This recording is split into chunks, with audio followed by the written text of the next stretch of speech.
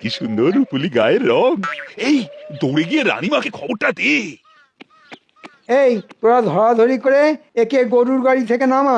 তার দরকার নেই, আমি নিজেই নামতে পারবো।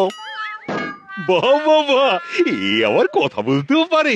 দেখলে হতভাগাকে পই পই করে বলে দিয়েছিলাম যে তুই যন্ত্র, শুধু যন্ত্রের মতো কাজ করে যাবি, মুখে কোনো কথা বলবি না। তবুও হতচ্ছাড়া পাকামি করে খোনা গলায় কথা বলতে শুরু করে দিল। আসলে এ খুব উঁচু জাতের যন্ত্রমানব তো, তাই কথাও বলতে পারে। ভালো ভালো ভালো, খুব ভালো। তা যন্ত্রমানব, কি নাম তোমার? আগে আমার কোনো নাম নেই, আপনি যে নামে ডাকবেন সেটাই আমার নাম হবে। তাহলে আমি তোকে ঘূর্ণি বলে ডাকবো। আসলে ঘূর্ণির মতো তো কাজ করতে হবে তোকে। চিন্তা নেই, সব কাজ হয়ে যাবে। দেখো দেখো রানী, তোমার মুশকিল আসান এসে গেছে।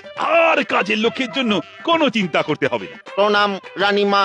বাবা, আমায় চিনল কি করে?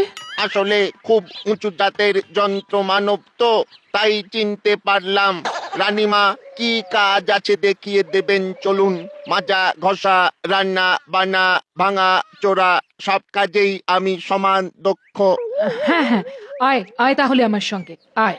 আমার নাম কিন্তু ঘূর্ণি। হে হে হে হে হে হে, মহারাজ দিয়েছেন। তাই নাকি? মহারাজ, একে তাহলে ভেতরে নিয়ে গিয়ে সব কাজকর্ম বুঝিয়ে দিচ্ছি।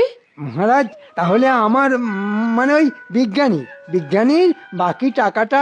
আর কত দিতে হবে? চেয়েছিল তো অনেক, হাতে পায়ে ধরে 6,000-এ রাজি করিয়েছি।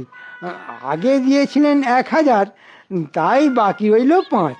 ঠিক আছে ঠিক আছে, সঙ্গে এসে নিয়েছো। হ্যাঁ, আহা আহা, কি আনন্দ! টিনের খোল তৈরি করতে লেগেছে 100, আর বটাকে মাসে মাসে টাকা দেবে না ঘন্টা দেবে। বেটাদের এমন ফাঁদে ফেলেছি না, নাচ করেছে মহারাজ।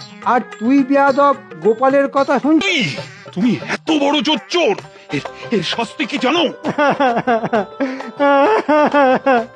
ভুল হয়ে গেছে মহারাজ, জীবনে আর কখনো এমনটা করবো না।